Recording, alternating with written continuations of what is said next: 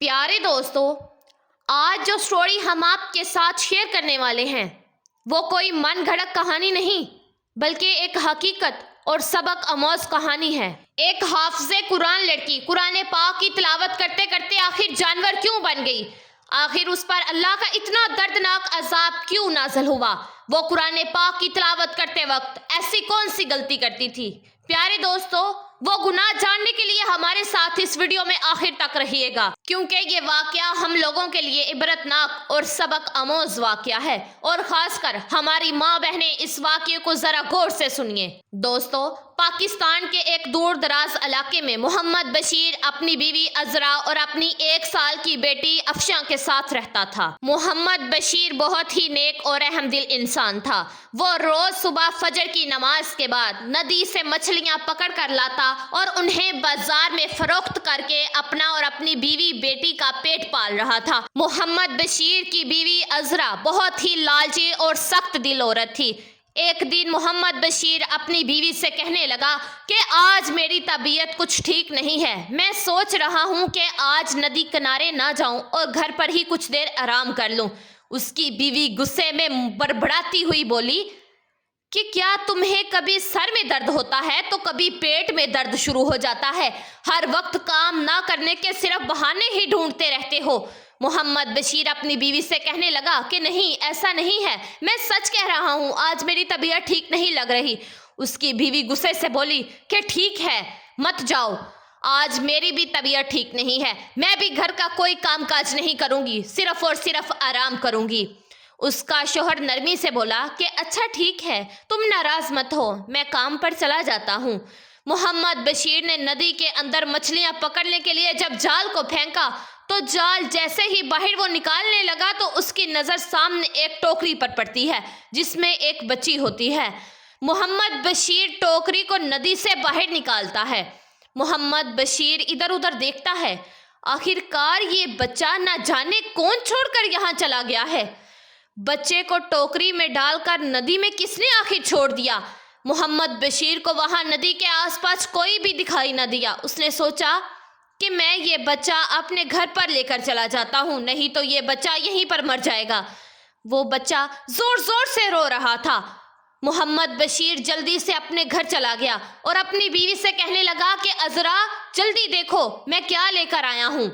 عذرا بچے کے رونے کی آواز سنتے ہی دیکھ کر کہنے لگی کہ یہ بچی کہاں سے اٹھا کر لے آئے ہو؟ کیا تکلیف ہے تمہیں؟ کیوں شور مچا رکھا ہے؟ اوپر سے تم آج جلدی گھر آ گئے ہو اور یہ کون سی نئی مصیبت اٹھا کر تم لے آئے ہو؟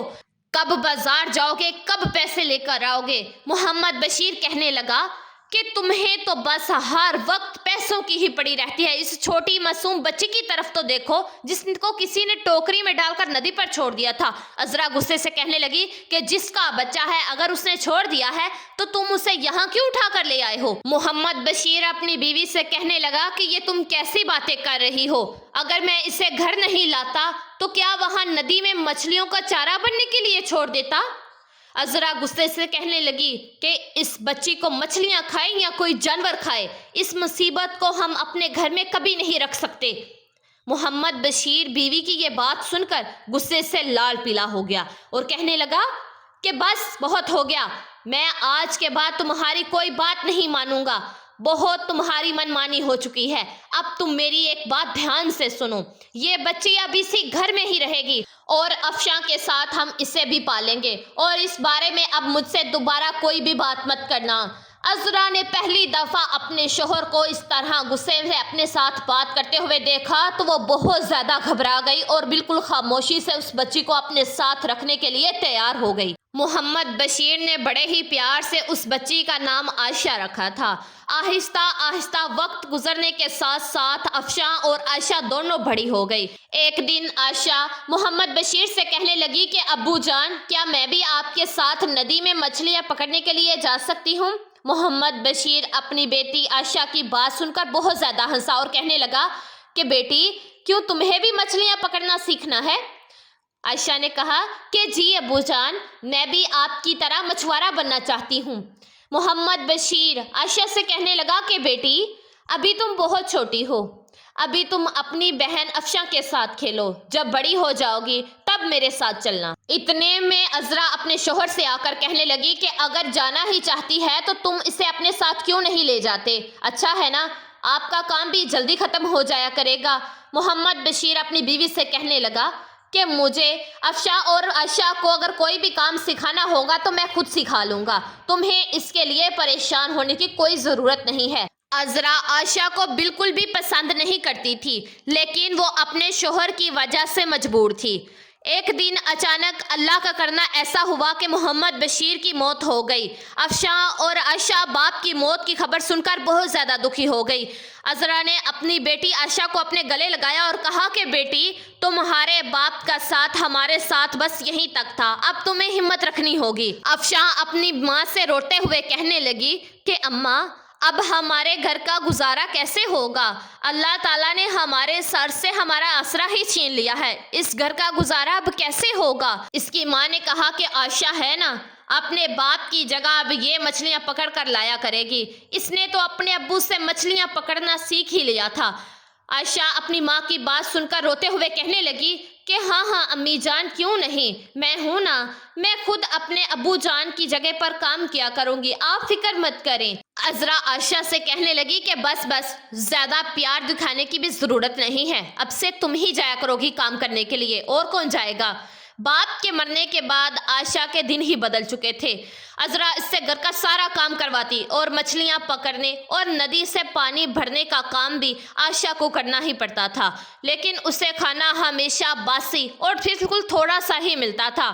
ایک دن جب عائشہ ندی سے پانی لینے کے لیے گئی تو وہاں اپنے باپ کو یاد کر کے بہت زیادہ رونے لگی کہ ابو جان، آپ مجھے اکیلا چھوڑ کر کیوں چلے گئے ہیں؟ مجھے آپ کی بہت زیادہ یاد آتی ہے۔ مجھے آج پتہ چلا ہے کہ اس گھر میں مجھے آپ کے سوا کوئی بھی پیار نہیں کرتا۔ آپ کے جانے کے بعد ماں مجھے باسی کھانا دیتی ہے اور ٹھیک سے کھانا بھی نہیں دیتی ہے۔ میں نماز پڑھ کر ہر روز اللہ تعالیٰ سے یہی دعا کرتی ہوں کہ میرے ابو جان میرے ساتھ واپس آ جائیں۔ کیا ایسا نہیں ہو سکتا؟ میں آخر ایسا کیا کروں کہ آپ میرے پاس واپس آ جائیں؟ لیکن اسے کوئی جواب نہیں ملتا۔ وہ روتے روتے گھر آ جاتی۔ عائشہ جیسے ہی گھر پر آئی، اس کی ماں غصے سے اس سے کہنے لگی کہ آ گئی مہارانی، ندی سے پانی لانے میں اتنا وقت لگتا ہے؟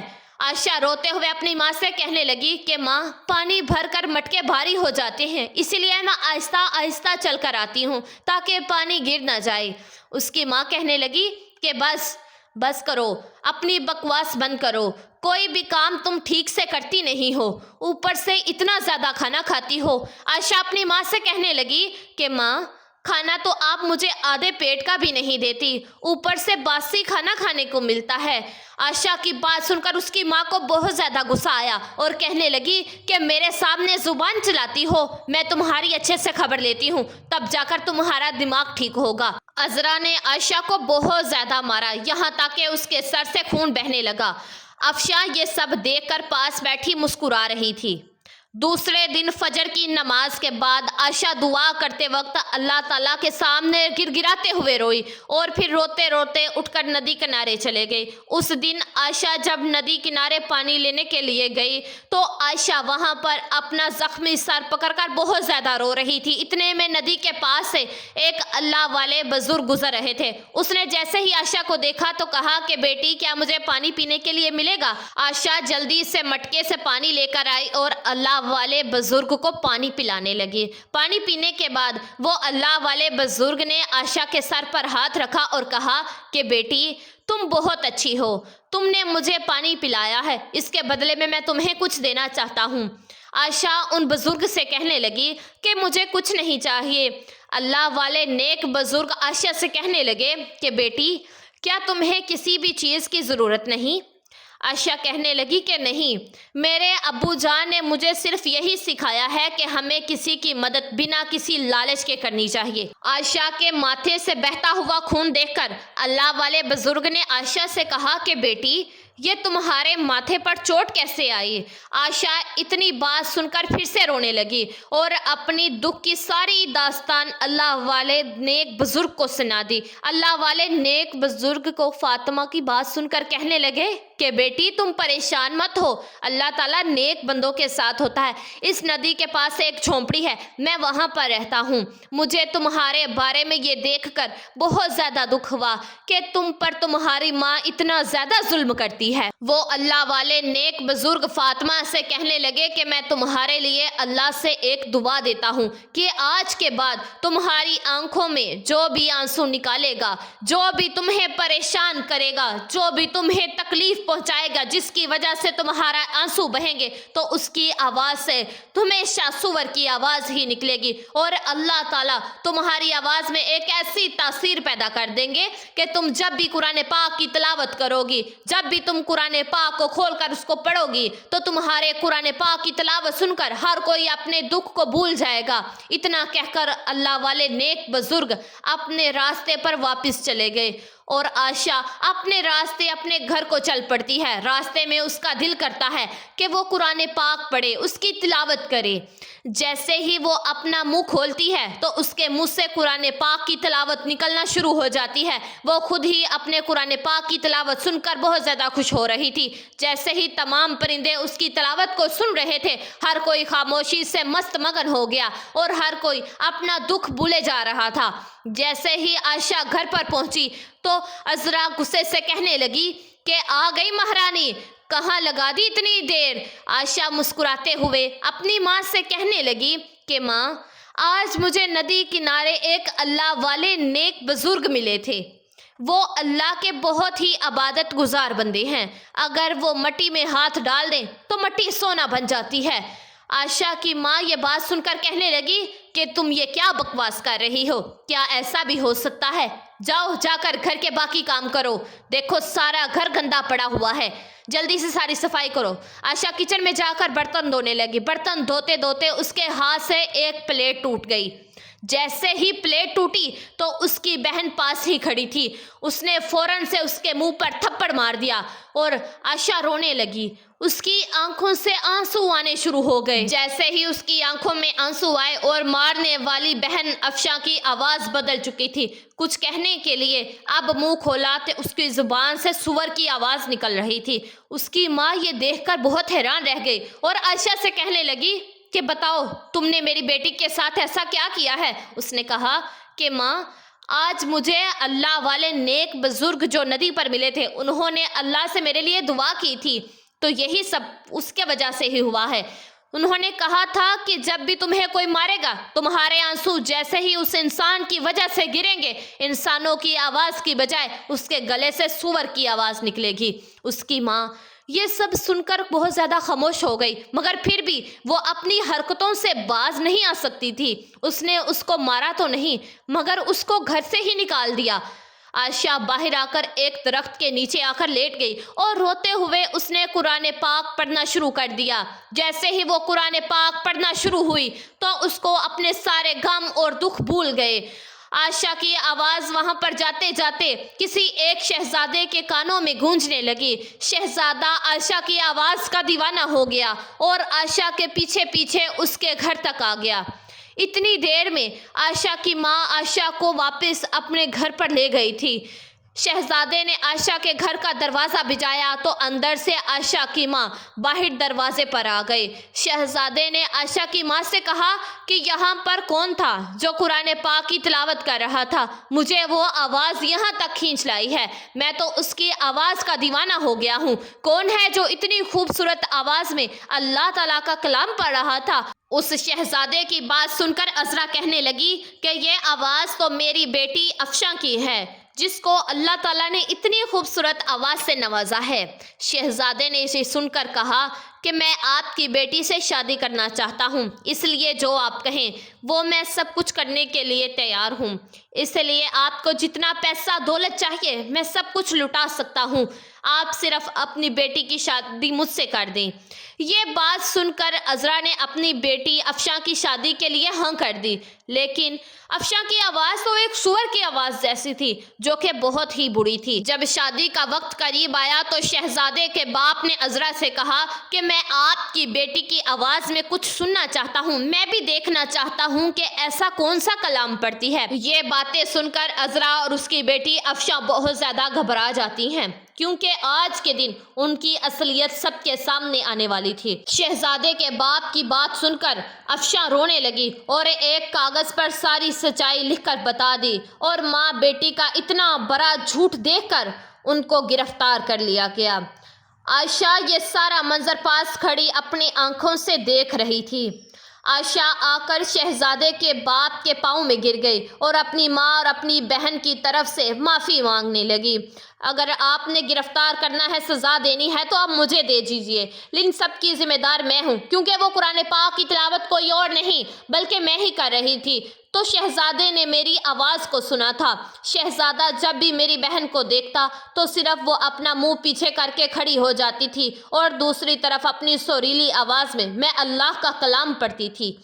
وہ بادشاہ کہنے لگا کہ اگر ایسی بات ہے تو تمہیں آج اور اسی وقت یہاں سب کے سامنے قرآن پاک کی تلاوت کرنی ہوگی۔ جیسے ہی اس نے قرآن پاک پڑھنا شروع کیا، سب کے غصے ٹھنڈے ہو گئے، سب مگن ہو گئے، اس کا قرآن پاک سننے لگے۔ قرآن پاک سننے کے بعد شہزادے کے باپ بادشاہ نے یہ فیصلہ کیا کہ میں آپ سب کو ایک شرط پر معاف کر دوں گا، اگر آپ اپنی بیٹی عائشہ کی شادی میرے اکلوتے شہزادے سے کر دیں۔ عائشہ کی ماں نے اپنی بیٹی عائشہ سے ہاتھ جوڑ کر اپنے گناہوں کی معافی مانگی اور کہا کہ بیٹی، مجھے اور اپنی بہن کو معاف کر دو، ہم نے تمہارے اوپر بہت زیادہ ظلم اور زیادتی کی، آج تم نے میری اور اپنی بہن کی جان بچا لی اور آج ہماری خاطر اس شادی کے لیے ہاں کر دو۔ عائشہ نے اپنی ماں کو معاف کر دیا اور شہزادے سے شادی کے لیے ہاں کر دی۔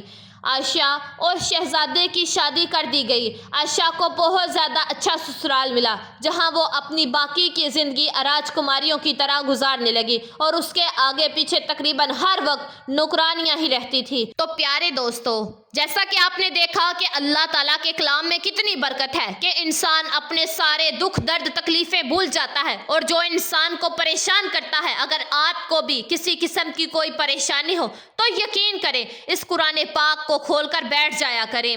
آپ یقین کریں کہ آپ اپنے سارے دکھ درد سب کچھ بھول جائیں گے۔ پیارے دوستو، اگر آپ کو یہ واقعہ اچھا لگا ہو تو سب سے پہلے اپنی فیملی، دوستوں، رشتہ داروں کو اس ویڈیو کو لازمی شیئر کیجیے، اور اگر آپ نمرا وائس چینل پر نئے ہیں تو پلیز چینل کو لازمی سبسکرائب کر دیجیے گا، ویڈیو کو لائک کر دیجیے گا اور بیل آئیکن کے بٹن کو پریس کر دیجیے گا۔ جزاک اللہ۔